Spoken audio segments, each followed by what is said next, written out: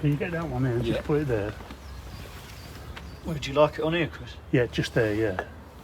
So here we are outside the grave of Winston Churchill. Yeah. Sir Winston Churchill, yes, absolutely. Amazing. So what does this mean to you?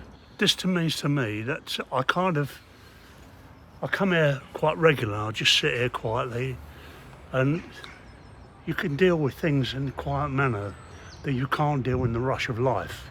You need a place where you can just go, sit down quietly and feel freedom. What a lucky place to be able to come and sit in the presence of probably the greatest Briton that's ever lived in Winston Churchill. You know, what he's done for this country, for history, will be there forever. It's amazing.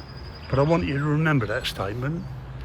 Churchill lived a long, good life. Send off when at Westminster Abbey. He could have been buried there, but he chose not to be. He could have been over at Blenheim Palace. He didn't want it. He wanted to be here, on a public where the average person can walk up and down, have a look at the pathway. You know, it's just an ordinary graveyard. So that makes him, in my eyes, humble. Yeah, very humble. Yeah. Makes him kind of a decent person. But, Micky, come here. Today we came here, he's been a good friend of me for a long time, and I'll say this, you've cleaned my dad's grave, you've cleaned the Krays graves for many years. You don't get any gratitude, you don't do it for that.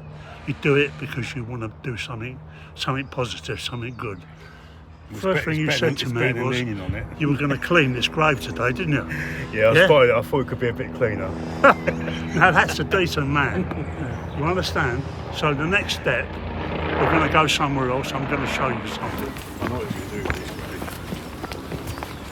This is the one you rang me about last year. I'll come up and down. I come here quite regular, and in the summer it's lovely, in the winter it's okay.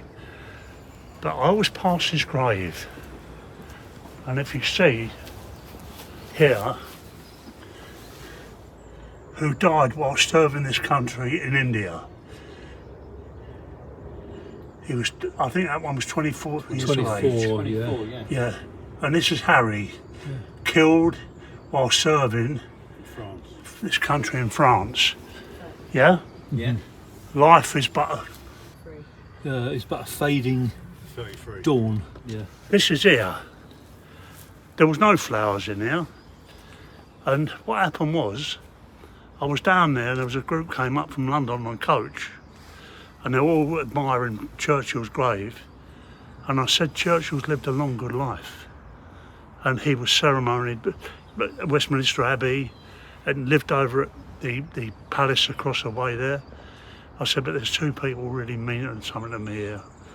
And I feel very, very sad that they don't have any flowers on their grave. They don't get recognised. This stone was totally dark like that one there.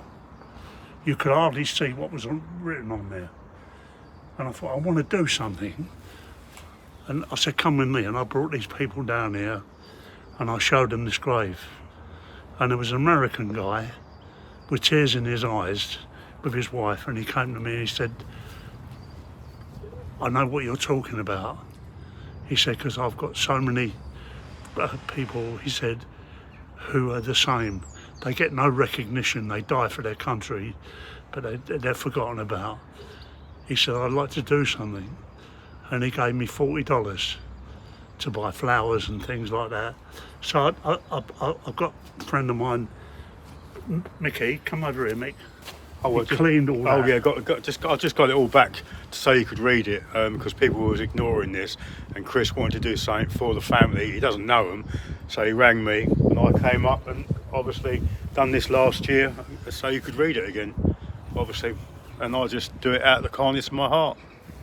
And then, with the $40,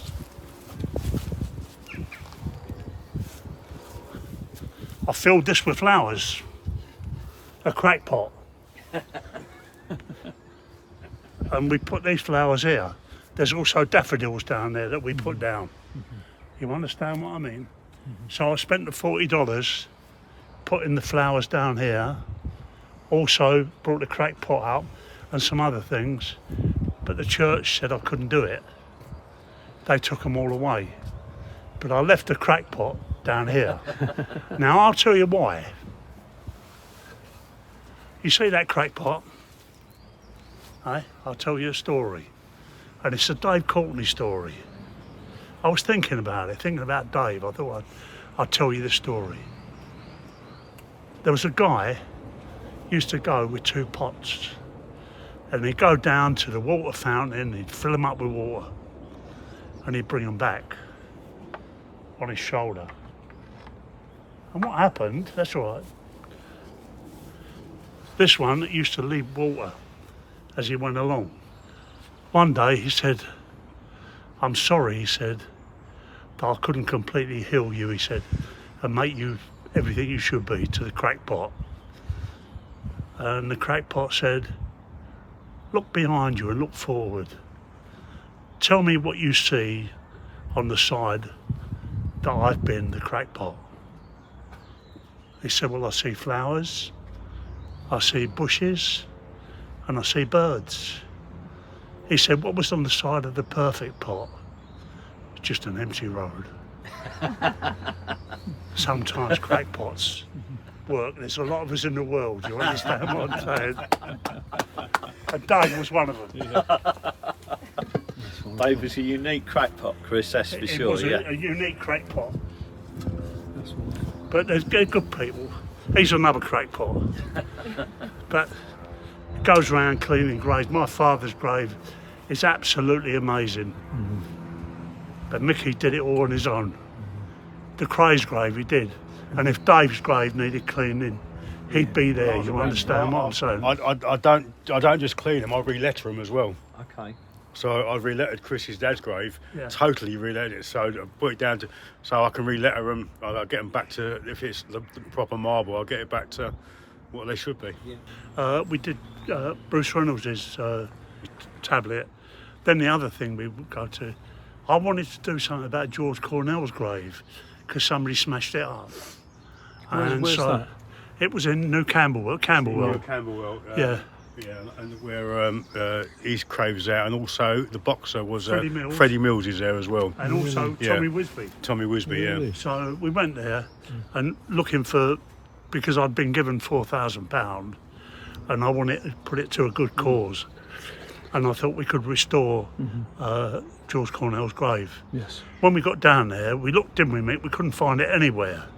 And of course, what happened was, Micky said, well, I know where it is, 'cause I've seen a photograph.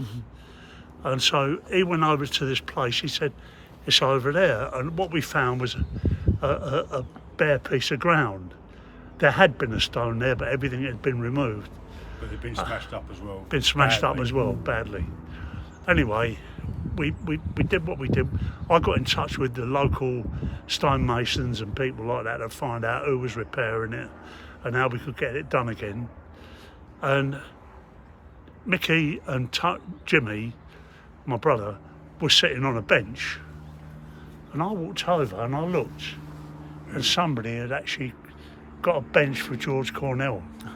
And that really encouraged me that somebody cared enough to actually put things right. You understand? So if there's bad people in the world, there's also good. You know, so... Yeah. But if you fancy having a nice hot cup of coffee Yeah, anywhere, love that. I'd love to take you for a coffee, yeah?